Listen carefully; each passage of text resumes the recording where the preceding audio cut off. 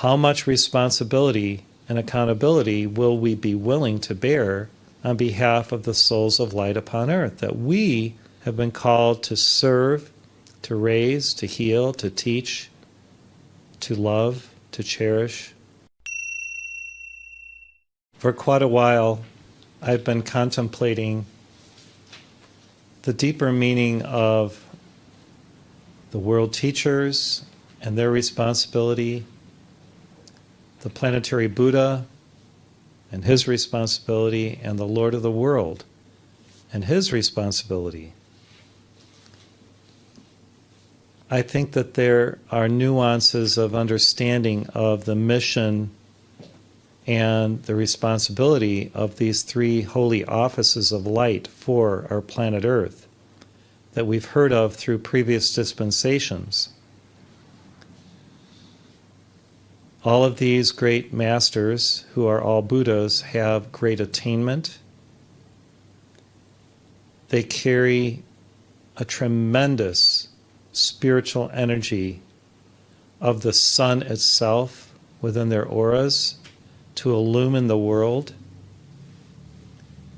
They carry immense divine powers that they wield for planetary transformation as they nurture every soul abiding on the earth.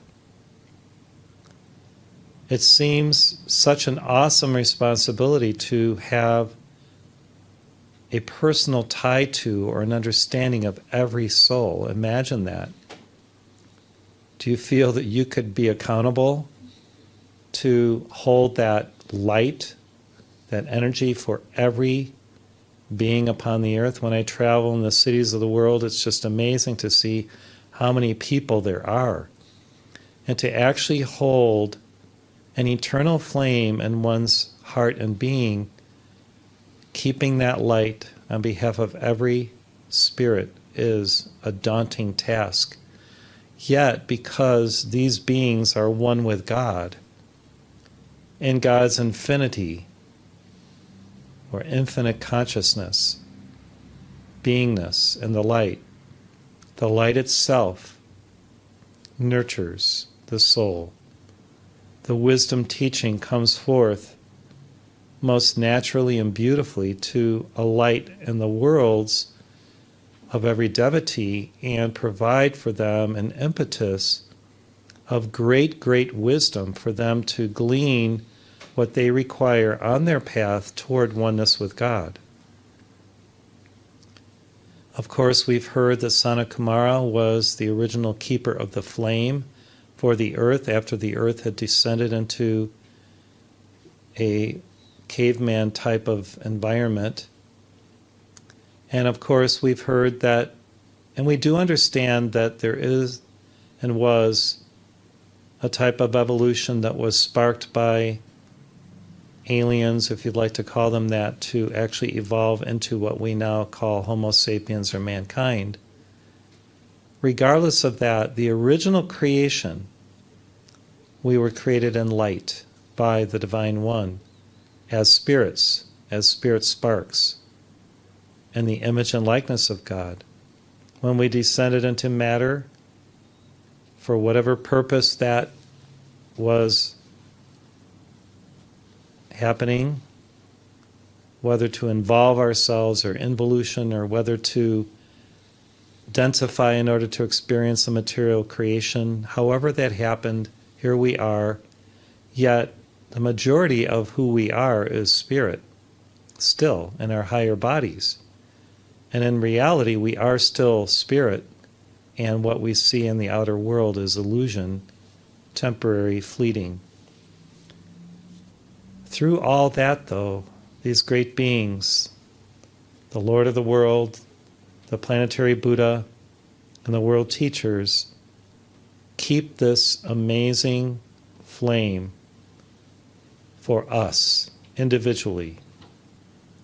So many Christians call to Jesus the Christ. So many Buddhists think on Gautama and other Buddhas, including Lord Maitreya. And those in the New Age movement understand the dynamics of truth wherever it is found in any and all religions as the mystic aspects of those religions that come from the same source. We as Aquarian mystics and Aquarian Essenes understand the legacy of each of these great beings, what they brought forth in a number of lifetimes, and how they continue to manifest such a divine frequency that is powerful and emblematic of what we together, all of us, are creating as a new solar civilization, that it gives us pause to consider what our purpose is, what our responsibility is. How much responsibility and accountability will we be willing to bear on behalf of the souls of light upon earth, that we have been called to serve, to raise, to heal, to teach, to love, to cherish, till life is fulfilled, instead of till death do us part, till life is fulfilled within us, right? When we pause to consider the loving kindness of Lord Maitreya and the amazing being who Omraam Mikhail Ivanhoff was and is, as an emanation of the second person of the Trinity, Rama or Vishnu, Omraam, we understand that the teachings that came forth through him were essentially exactly what the evolutions of Earth in the 20th century moving into the 21st century require for their enlightenment, for their self-realization, and their ascension. The nuances of these teachings that came through the Master were so profound that this is the reason why we read the daily meditation every day in our services. We always find food for thought, food for contemplation, and energy within those words and that wisdom teaching that will propel us to a higher state of consciousness if we live these teachings. The teachings themselves will help propel us upward and inward and onward into the glory of God if we will allow these teachings to reside within us, to abide within us as the food for our souls to evolve. The wisdom teaching is the food for our souls to evolve and to transcend and to self-realize. This is why spiritual teachings of the highest order are essential for mankind to embrace, because it is the food of God. It is our communion. We don't celebrate the outer form of communion as many of the churches do, because they have lost the understanding that Jesus embedded within what he did the wisdom of life and light in order to nurture the souls of his disciples and all who in the future would call themselves Christians.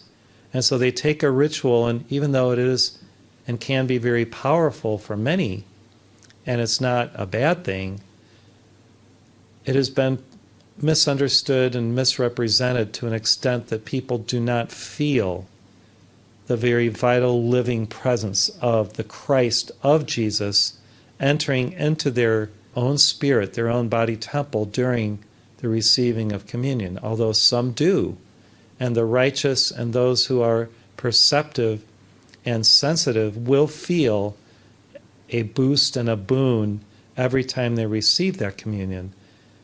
Yet, in this day and age, we don't require outer rituals to have that deep, reflective, and powerful manifestation of the glory of God through an anointed one such as Jesus to enter our selfhood, to enter our being.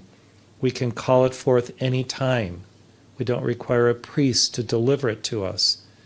our own Christ consciousness is the priest of our soul, or the priestess of our being. So we use the teachings that the Master Omraam Mikhail Ivanhoff has delivered in the 20th century. He lived from 1900 to 1986, and he taught in France and around the world starting in about 1947 until he passed on in 86.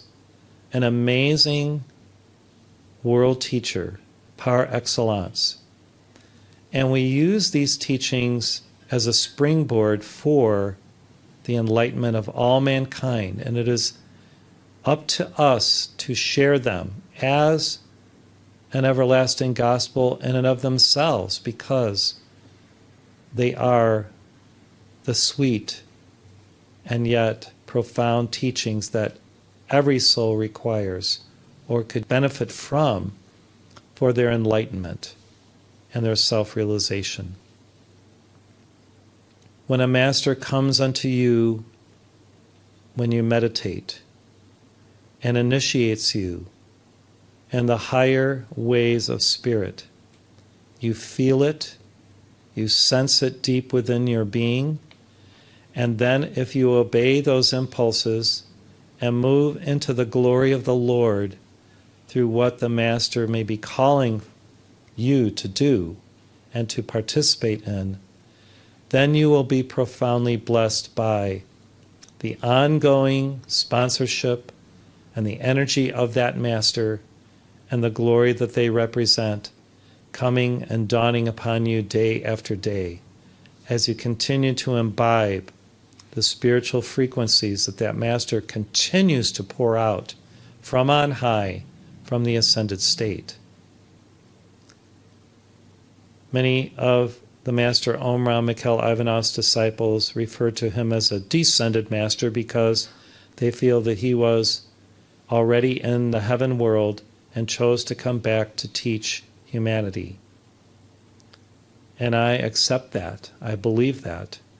Even as Jesus had been a profound prophet in other lifetimes and returned to perfect himself so that he could be representative fully of what the Christ is and continues to be for the world and for all mankind.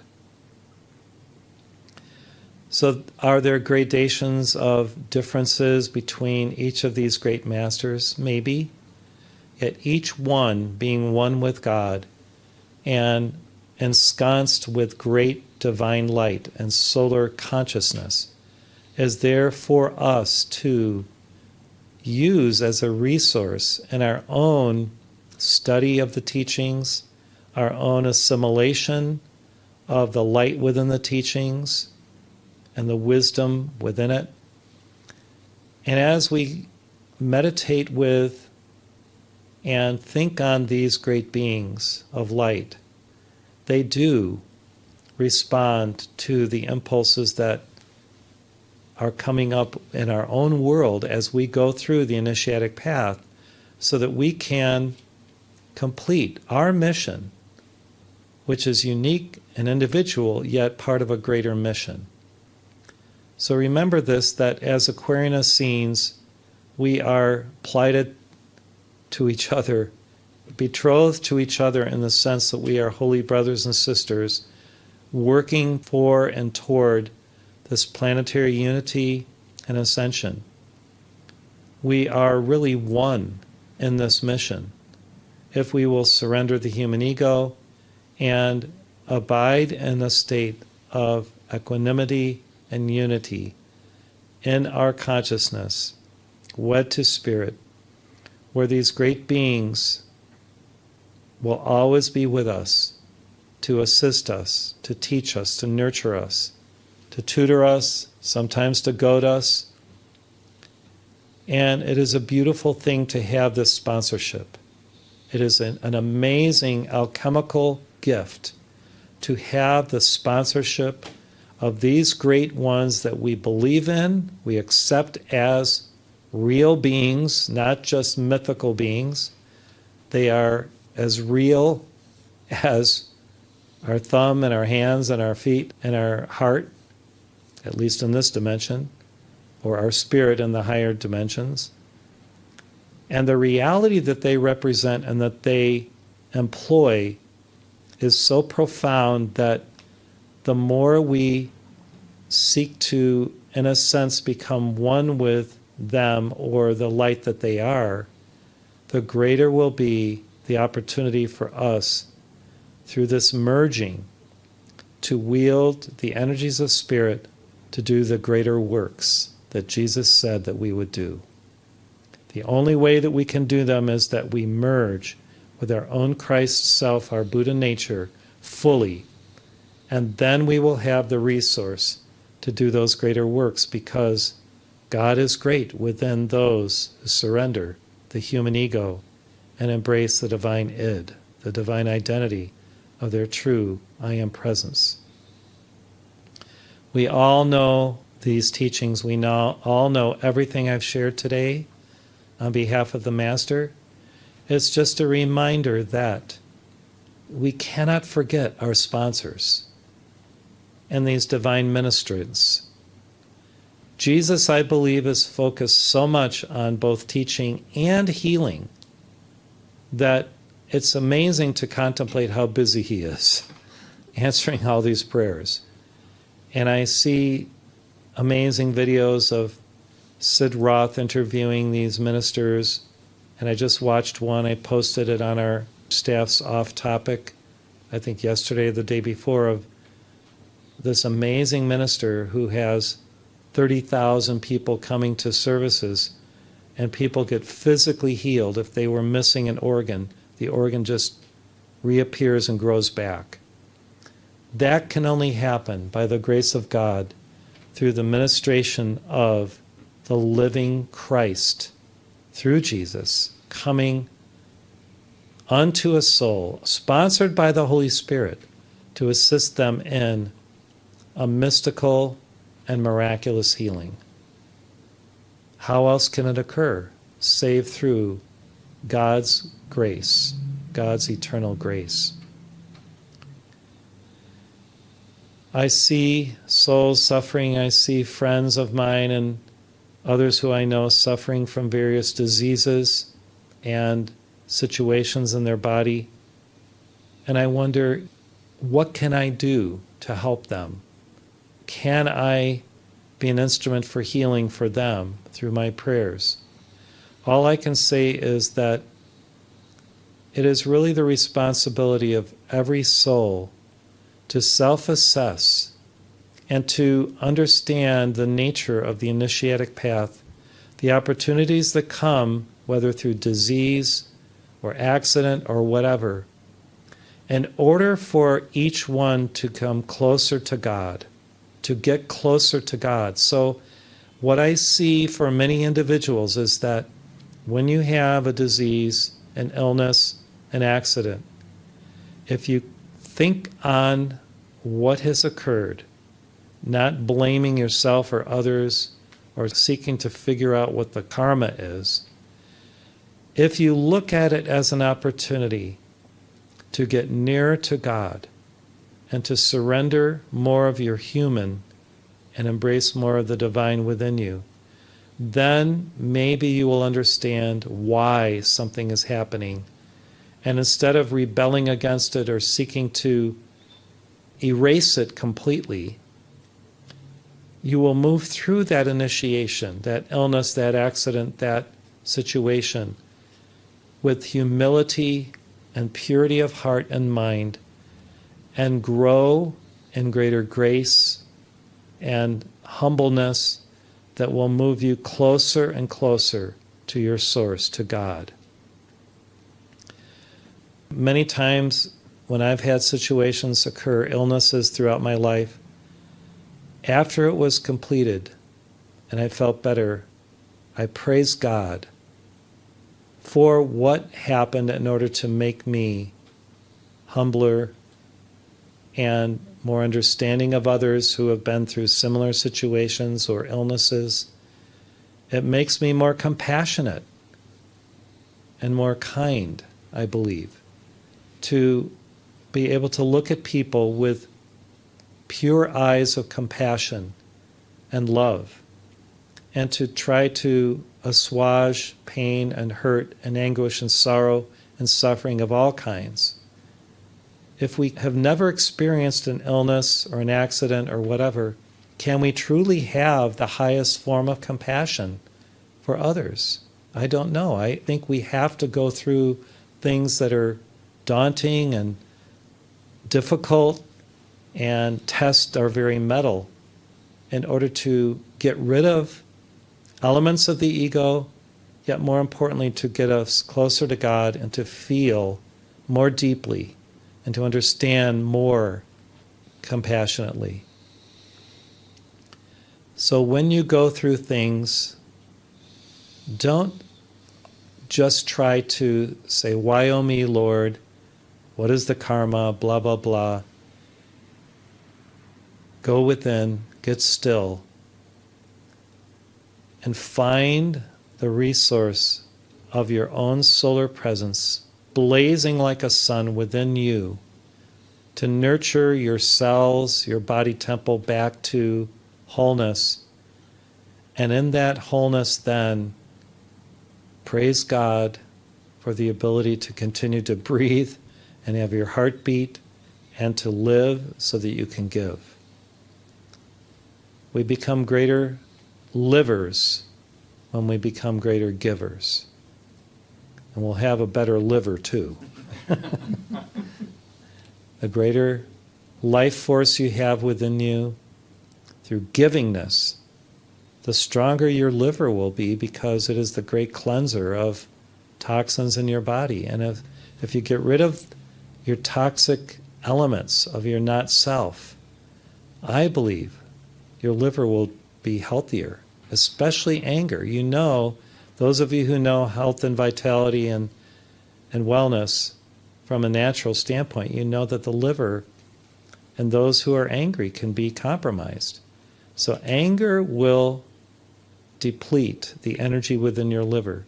If you have liver problems, look at yourself and say, how have I been unkind or angry toward others or myself or the world or Donald Trump or whatever, and try to transmute that anger and that hatred or that mild dislike. And then it's like a self-massaging of your liver to the point where it can be whole again. So these are the inspirations from the Master Omraam, Mikhail Ivanhoff, through me today for our contemplation and our understanding so that we can truly always seek to be closer to God and one with God in our consciousness and our mien and our words, our deeds, our thoughts, our feelings.